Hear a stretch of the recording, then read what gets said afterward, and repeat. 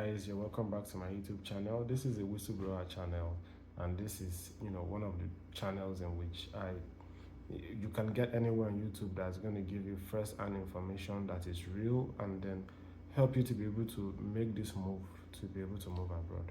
So today we'll be talking about something that really concerns a lot of people. Yes, I know that I've been away for a while, but now I'm back and I'll be giving you guys the much needed information back to back so that you will be able to have that courage and the confidence to be able to take that step to move abroad. So basically today we'll be talking about 7 things that you need to know before you make that leap, before you decide to leave your home country and travel abroad. So I'm going to try as much as possible to make this video not too long, but it's going to be fully packed with enough information or things that you need to know.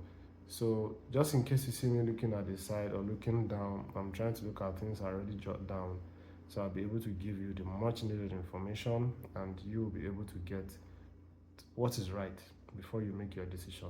So like I said, we'll be talking about 7 things you need to know before you decide to make that move abroad. So the first thing is the visa and legal requirement. So irrespective of whether you are trying to go study or you are trying to go work or you are trying to migrate entirely, you need to know the visa requirement for each country, and the visa requirement for each program that you are trying to go for. So the visa requirement for studying is different from visa requirement for getting a work permit, or the requirement for applying for residency in any country whatsoever.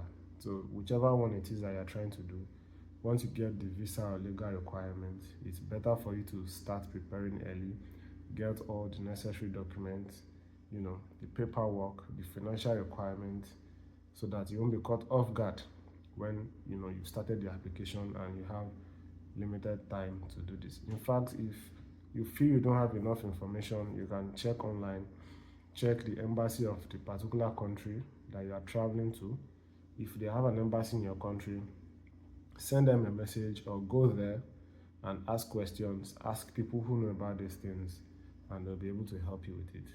So make sure you have your passports ready before you even start any of this application. Make sure you have all the documents. Basically, just make your research, check the document that is needed for anything that you really need to do, then go get them. Then the second thing that you need to have in mind is the cost of living and the cost of studying. So why did I say cost of living or cost of studying? 2 things. So either you are moving to, obviously if you are moving to a new country, it's either you are going there to study or you are going there to live and work. So either live and work. Basically, if you are working there, you are also living there, or even if you are studying, you are also living there. So you need to make a research about the cost of living. Or I'll give you a typical example. You're a student, you want to move to the UK. If you don't have a sponsor or you got a scholarship, you need to check different schools in different cities, see which cities is going to resonate with your financial capability before you decide to apply to any school in the first place. Same thing comes with living in a new country. So you can't just decide to leave your country except you are well to do, then you decide to move to a country or part of the country where it is very expensive to live, or maybe you were able to get a job there. That is fine. But if you are just starting out, it's better to check the cost of living in the country, or if you want to go to school, how much it costs to study, because sometimes different cities studying the same course have varying you don't get to pay the same thing because you live in different cities. So this is something that I need to check. Also, you need to check the price of housing. How much does it cost to rent? Check the prices of groceries in those areas as well. So this way you can be able to make your budget, see if it is something that is reasonable to you before you jump into it. Then the third thing is the cultural differences and the language barrier. So every country has its own unique customs, social norms, and language. So it is always a good idea to learn about these things before you decide to move there. Learn what is polite to people. Don't bring the attitude or the things that are norms in your own country to another man's land. It's not done. These are things that used to cause problems, or reasons why some of these countries don't really like immigrants. So they want you to be able to integrate into how they do things in their own country. If you're a Nigerian, you're a Ghanaian, you're Indian, wherever it is that you are watching this video from, I'm not saying you should abandon, the things you do in your country that is cultural, but also respect the culture of the country in which you are moving to. Don't abandon their culture and then try to impose what you do in your own country on them. It's an insult. You are just a guest to them. Even if you got a permanent residency or citizenship, whatever, you are still a guest. You don't get to do those kind of things. Try to integrate into their own culture and try to do things that are norms or the normal thing to them, so that you are not seen as somebody who is an ingrate or not polite at all. So if they have a language that they speak, try to learn this language as well. And this is something that you should also keep in mind while you are moving to a new country. So it's not just about going there to study. Oh, they have a program that you can study in English. Well, once you are done studying in English, what is the probability that the people that you would be interacting with on a daily basis would speak English to you? So you need to learn their language as well, so that you can integrate fully. Now, the fourth thing is to research about the job market and employment opportunities. So by my research, some countries are largely white collars, while some are blue collars. Some have a mixture of both. You just have to know which city or which town in which you are moving to, and know exactly what people do mostly for work, or the kind of opportunities that are available for work over there. So this is something that you need to know. Don't just jump on the bandwagon and follow everybody doing whatever it is that everybody is doing. Make your own research if you want to be successful. So do your own research about the job market and employment opportunities. You need to search job websites, check a lot of videos in many places, see exactly how people were able to get jobs in that country or whatever. So in this way, you'll be able to be successful. So this even tell you, if it's a country that requires that you need to get a job before you get a work permit, doing all this research is going to be able to help you to know if moving to this country is a right fit for you. Or if you went there to study, the kind of job you will probably get when you are done studying is going to be an indication of if the country you are trying to move to is a right fit for you. Now, the next thing on my list is transportation. So there are various modes of transportation: cars, trains, whatever, bicycles.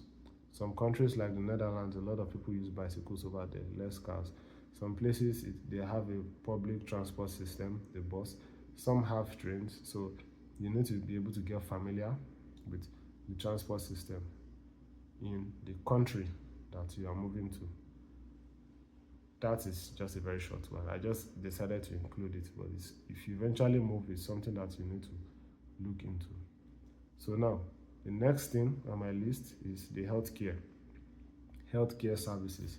So each country have a different healthcare services.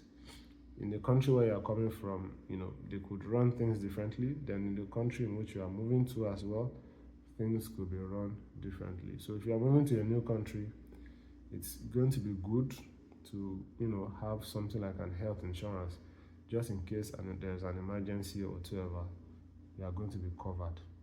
So probably you have the private insurance before you travel, or if the job in which you got in the new country, somehow you should be able to get an insurance, health insurance. Ask for it, make sure that you have it, and you don't get stranded if there's an health emergency. Accident or illness can happen at any time without a warning. So everybody have to be prepared. If you're moving to a new country, you need to be prepared for things like that. Healthcare in some countries can be free. Yes, they say it is free, but somehow you pay for it through your taxes and all. But you still need to make your research. Then lastly, this is something that is not really talked about by a lot of people, but we're going to talk about it here today. I'll try as much as possible to make it short, which is mental preparedness and support system. So, moving to a new country is not something that is very easy, okay, especially if you are moving to a country where you don't know a lot of people. So when you get there, you have to be mentally prepared. You need to make a research, check immigrants or people who have moved to this country, how they were able to cope. There are a lot of videos on social media, YouTube, Instagram, TikTok, whatsoever. You would find all these videos there, how people were able to cope and all. But since you don't have a family there, and you are probably the first person in your country that's moved in your, first person in your family that is moving to this country now, your biggest support system is the family that you left back home or that you are planning to leave back home. So make sure that you are on calls with your family as often, explore the new city, make new friends as quick as possible. You know, when I moved to a new country, the first statement that somebody told me was, um, the first set of people that you meet, the first set of people that you make your friends, often determines your trajectory or how successful you are in the new country. So if you meet good people, they'll give you all the necessary information. They'll tell you what is necessary for you to be able to succeed.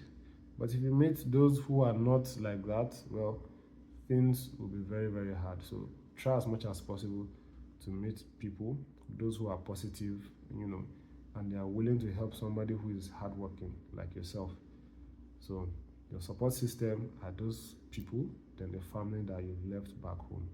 So more often you speak to your family, more often you'll be at ease and you'll be able to integrate. You even make more friends, and you don't look weird, where these people are, or you don't seem you will not look so different from the people in which are hosting you in their country. So just make it an effort to have a good social network. Okay, and something else that I forgot to add is that if it comes to job, or you're looking for a job or whatever, your network is probably the best way to go about things. So that is one thing that you have to keep in mind. Know a lot of people is going to help you a lot.